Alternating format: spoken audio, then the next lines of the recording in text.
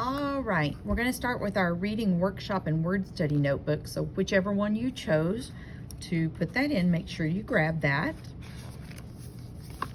We're going to open up and take a look at our table of contents. We already have quite a few things going in this notebook.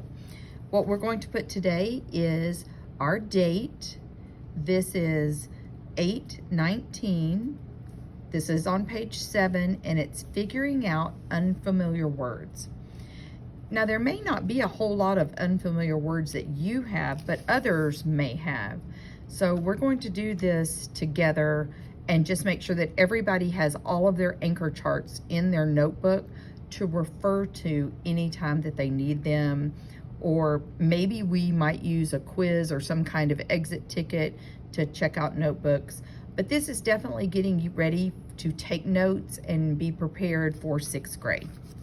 So let's take a look. We already have some. And the one we're going to put in today is this one.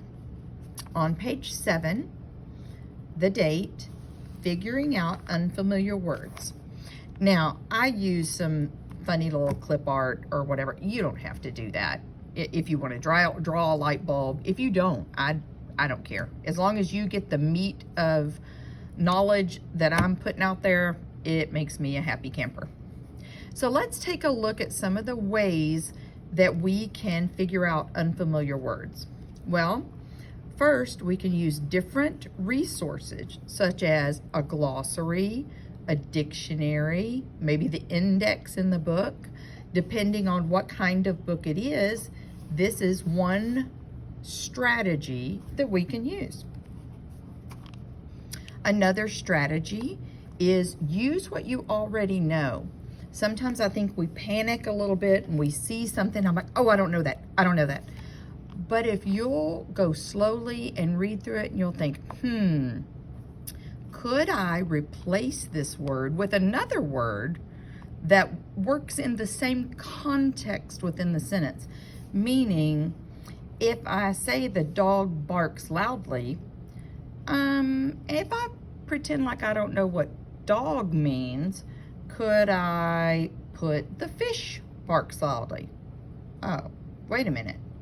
I know fish don't bark, so that doesn't even make sense. So what barks? Oh, well, dogs bark. It's not the bark on the tree. Maybe it is dog. I know that was a really simple kind of explanation, an example, but you get the idea. Next, we're going to use word parts. And we have some root words, prefixes, and suffixes.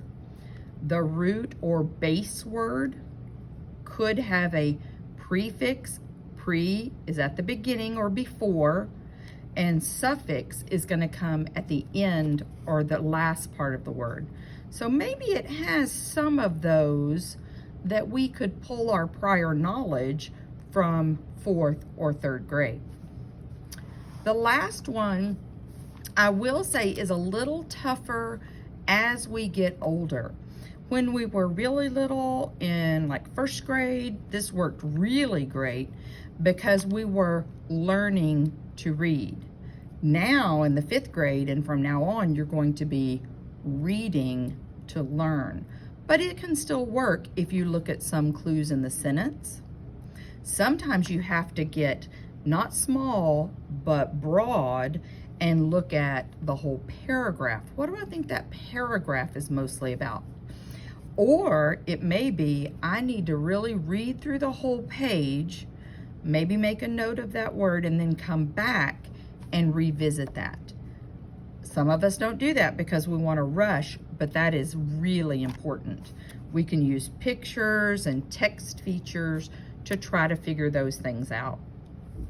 So what I want us to do is we're using our benchmark learning, and this is The Adventures of Blue Carbuncle. Bunkle. That's a funny word, bunkle. What we want to do is take a look.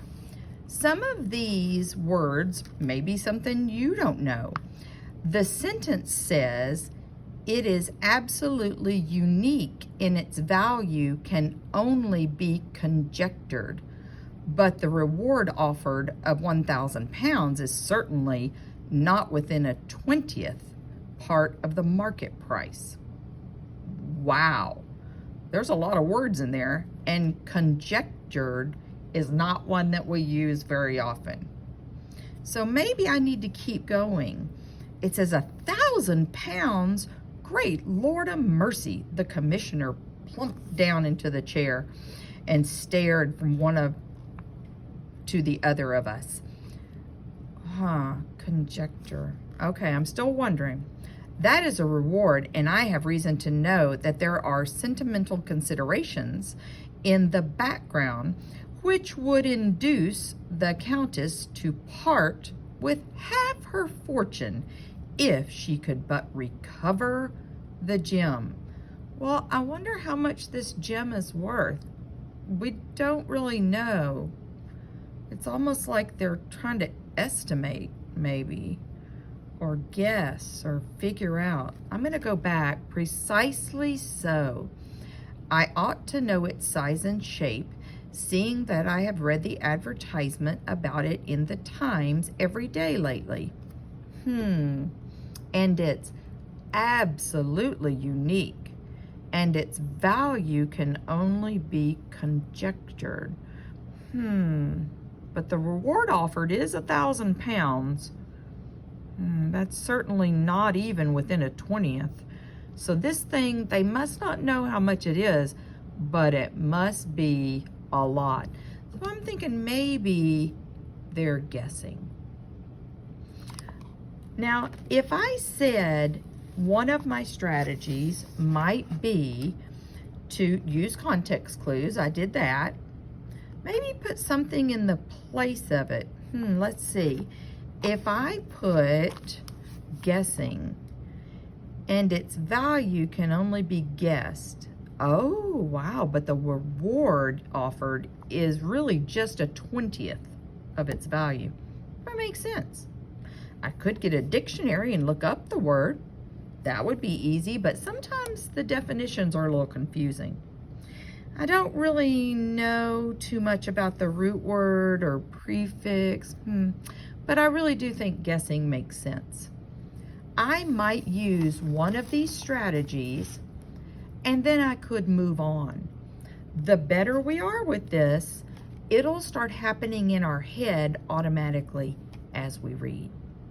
All right, make sure this is in your Reader's Workshop notebook, because we'll refer back to this and the other notes that we've taken since the first day of school.